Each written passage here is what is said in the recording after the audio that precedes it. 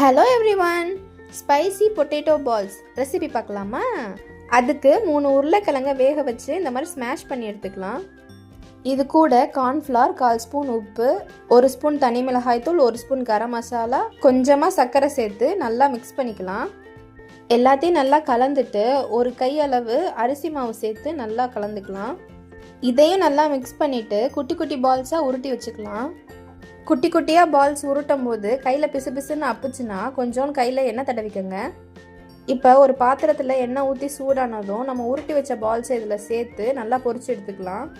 ஃப்ளேமை ஃபுல்லில் வச்சே பொரிச்சு எடுத்துக்கலாம். ஏன்னா பொட்டேட்டோ ஆல்ரெடி வெந்தது தான். அவுட்டர் லேயர் மட்டும் கிறிஸ்பியானா போதும். அப்பப்போ கைவிடாமல் கிளறிக்கலாம். அவ்வளோதாங்க, கிறிஸ்பியான spicy potato balls ready. Evening ஸ்நாக்ஸாக ஒரு கப் டீயோட இதை என்ஜாய் பண்ணி பாருங்கள். நீங்களும் இந்த ரெசிபி உங்கள் வீட்டில் ட்ரை பண்ணிவிட்டு எப்படி இருந்துச்சுன்னு கமெண்ட் செக்ஷனில் சொல்லுங்கள். நான் வேறு ஒரு வீடியோவில் பார்க்குறேன். பாய்.